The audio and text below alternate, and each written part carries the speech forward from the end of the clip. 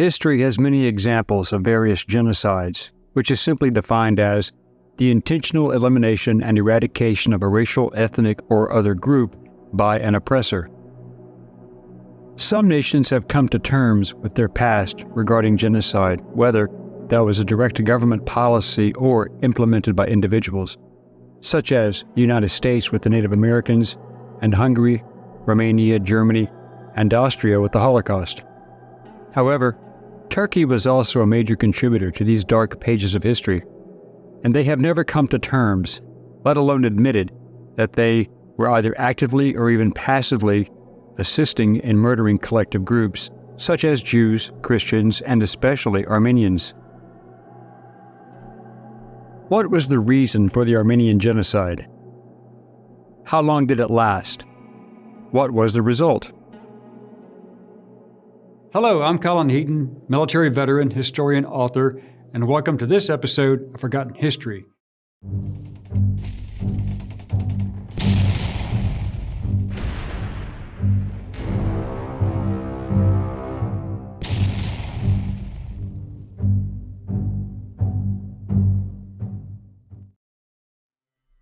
Just before World War II and prior to the beginning of the Holocaust, Adolf Hitler made a comment about the Jews they were targeting.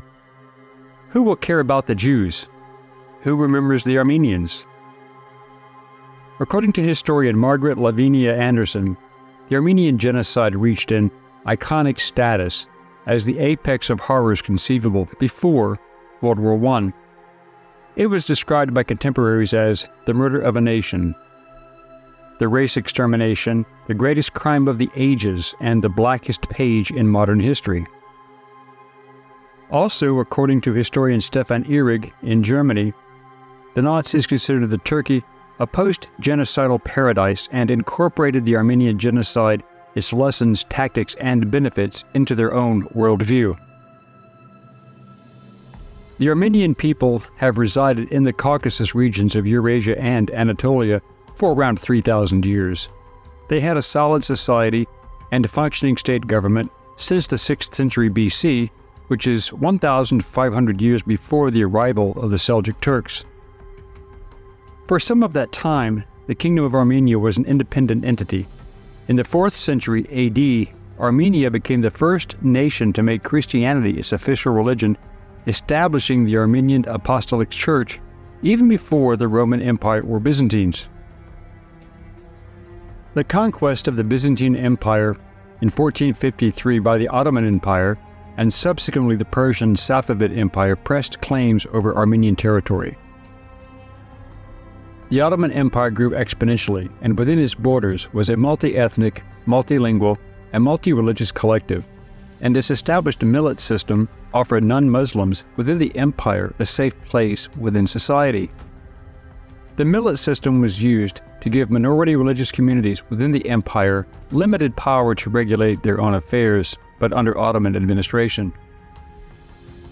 While Sharia law was imposed, the Turks still guaranteed non-Muslim property rights and freedom of worship to non-Muslims, for which they paid a special tax, but future events would put pressure on the Ottomans.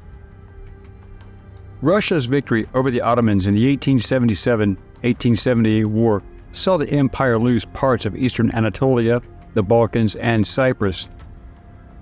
Following the 1878 conclusion of the Congress of Berlin, the Ottomans agreed to equal and more lenient treatment of Armenian Christians.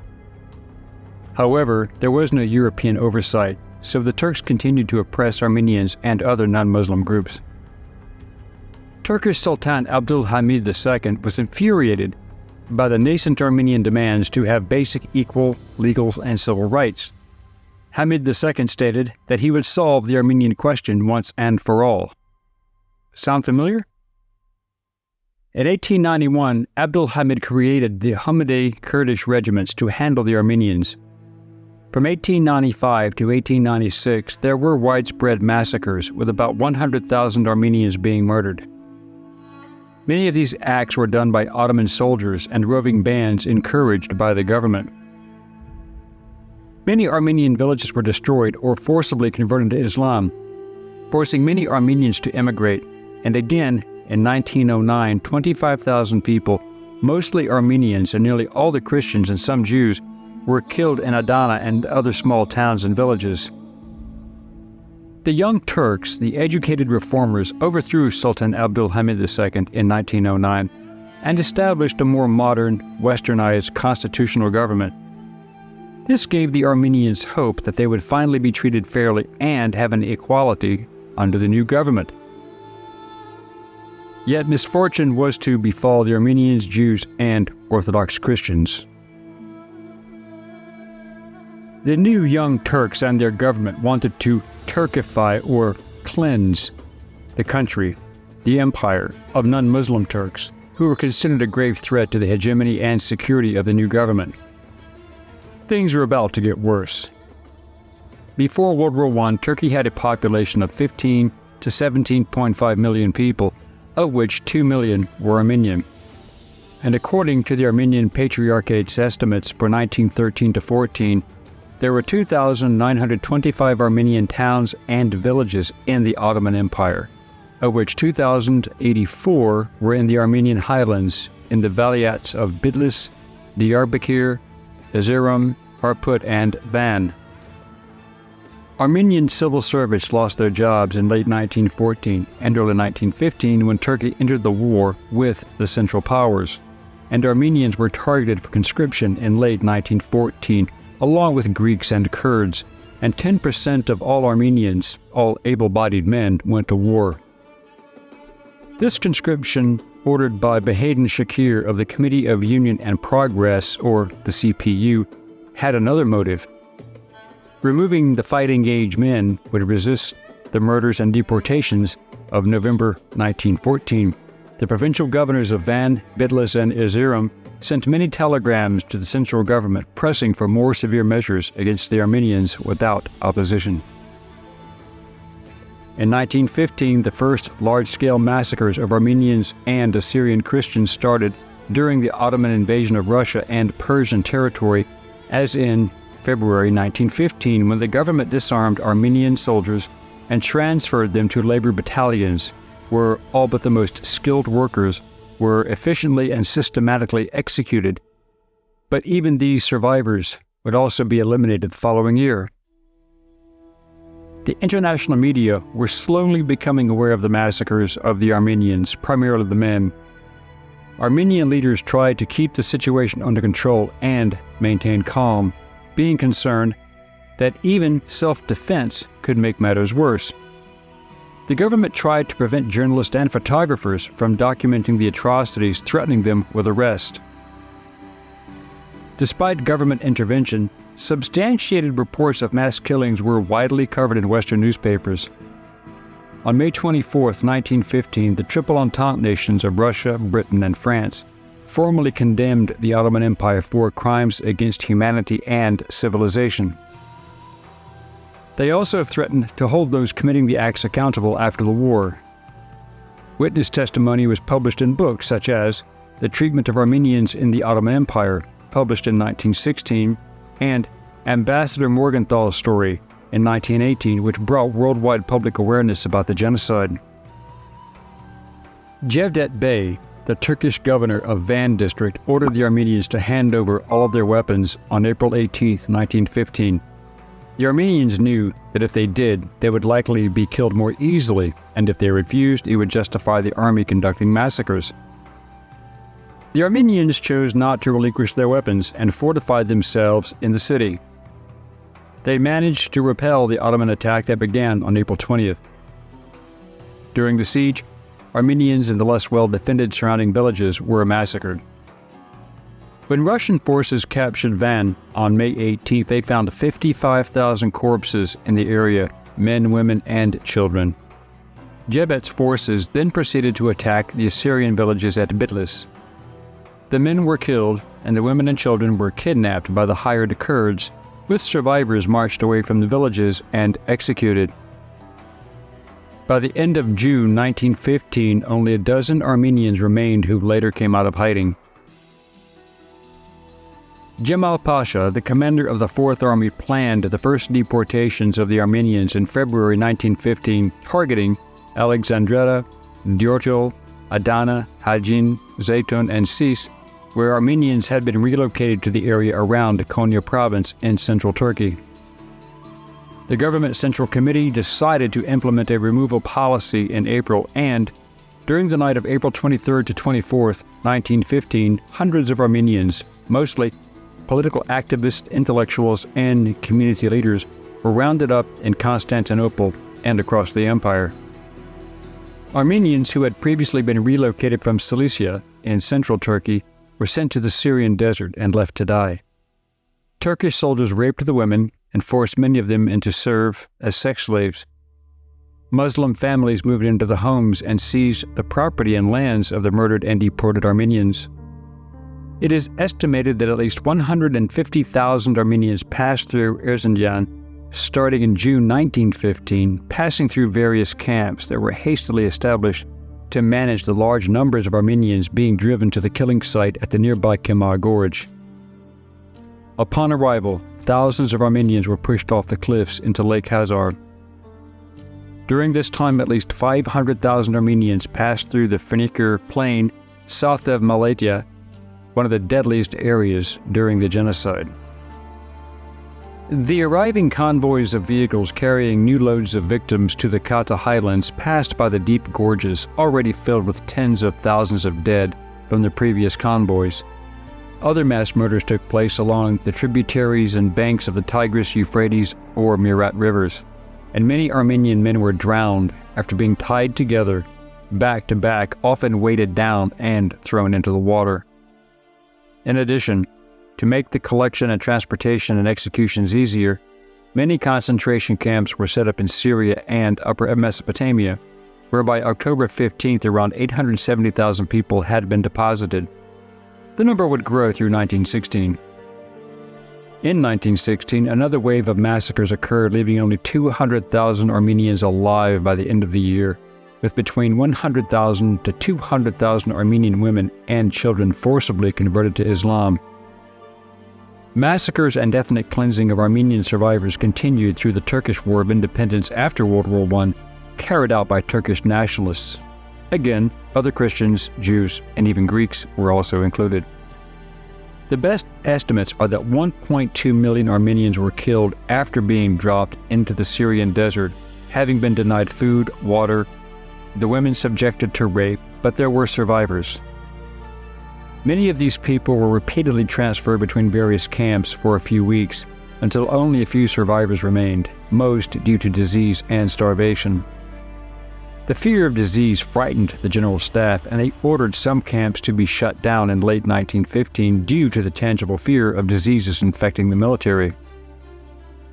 Following the armistice, the Allied governments wanted those responsible for the Armenian Genocide prosecuted. Grand Vizier Damat Ferid Pasha publicly recognized that 800,000 Ottoman citizens of Armenian origin had died as a result of state policy, and he stated that humanity, civilizations are shuddering and forever will shudder in face of this tragedy. This is the closest to admitting guilt that any Turkish leader has ever provided, and it was over a century ago. After the war, and at the start of the Turkish War of Independence in 1919, the killings tapered off, and by the end of the internal conflict in 1923, when the genocide finally ended, foreign observers estimated that there were between 600,000 and 1.5 million Armenians dead. When the genocide was over, there were just 388,000 Armenians remaining in the Ottoman Empire. Decades later, that number of those murdered, to include all parties, Armenians, Christian, Greeks, and Jews, was revised to just over 2.2 million, to include those who died in labor camps. In order to appear to have something resembling an appeasement policy, the post-war Ottoman government held the Ottoman Special Military Tribunal. This was a kangaroo court created to deflect blame and pin the Armenian Genocide onto the CUP leadership in order to exonerate the entire Ottoman Empire. The hope was that this trial would avoid the partition of Turkey by the Allies, as had happened to the former Ottoman holdings that became Palestine, Transjordan, Iraq, Lebanon, Syria, and Saudi Arabia. The court determined that the genocide was organized and carried out by the top leaders of CUP, 18 of those officials held responsible, such as Talat, Enver Pasha, and Jamal, were sentenced to death and then tried in absentia as they had fled abroad. But they were hunted down as part of Operation Nemesis, the Armenian plan to locate and assassinate the surviving chief perpetrators of the Armenian Genocide. Behbud Khan Javanshir, the Minister of Internal Affairs of Azerbaijan, was assassinated by Misak Torlakian in Constantinople on July 18, 1921. Grand Vizier Said Halim Pasha was also assassinated by Archivir Shirakian in Rome, Italy, on December 5, 1921. Minister of the Interior and Grand Vizier Talat Pasha was assassinated in Berlin in 1921 by Armenian activist Sorgaman Taliran, who was arrested and placed on trial, but he was acquitted by a German jury. Ismail Enver Pasha died in battle on August 4, 1922 in the Bukharan People's Soviet Republic. Kamal Azmi and Bahedin Shakir, a founding member of the Committee of Union and Progress, the CPU, were both killed by Archivir Shirakian and Aram Yerganian, respectively, on April 17, 1922 in Berlin, Germany. Ahmed Jamal assassinated in Tbilisi, Georgia, on July 21, 1922 by Armenian Revolutionary Federation members Stepan Jagizhian and Artashis Gevorgian and Petros Ter-Pogosyan. In 1920, the Treaty of Sevres concluded awarding Armenia its own territory in eastern Anatolia, removing Ottoman government's purpose for holding the trials.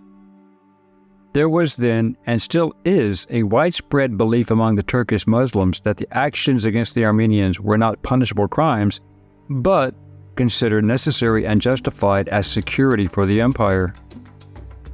Those events from 1914 to 1923 destroyed the rich and historic Armenian culture, as well as heavily damaged the Greek Orthodox Christians in the Ottoman Empire, to include the Jews. Today, almost every government recognizes that this was indeed a genocide, despite the Turks denying that it ever happened. Armenians who were capable of escaping scattered all over the world, and almost every nation has some Armenian descendants of the tragedy.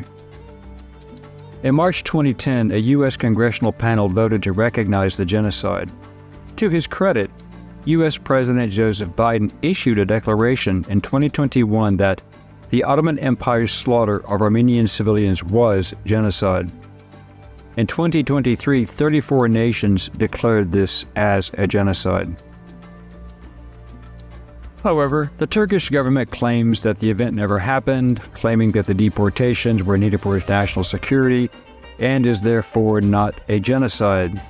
That is quite ironic, even when Adolf Hitler was impressed enough to follow much of what the Turks did to manage their undesirable problems. Ironically, Turkey's current record on human rights is less than stellar, especially under the mentally disturbed tyrant in question, the pro-terrorist Muslim Brotherhood supporter and anti-democratic President Recep Tayyip Erdogan. And they wonder why the European Union will not let them become a member. On April 25, 2023, a monument was unveiled in Yerevan dedicated to the Armenians who participated in Operation Nemesis. Turkey and Azerbaijan immediately condemned it, and on May 3, 2023, Turkish Foreign Minister Mevlut Cavusoglu announced that Turkey had closed its airspace to Armenian airlines in response to the memorial. In the spirit of appeasement, the phrase Armenian Genocide did not even appear in the American press until the New York Times printed it in 2004. Yes, the same newspaper that knew and covered up the Holocaust of the Jews during World War II. Thanks for watching this episode of Forgotten History. If you liked this episode, please consider being a channel member or joining our Patreon page. This would help us offset the ever-increasing cost of production. As always, please like, share, and comment. And if you have any show ideas, please contact us, and we'll get back to you as soon as possible. Until next time.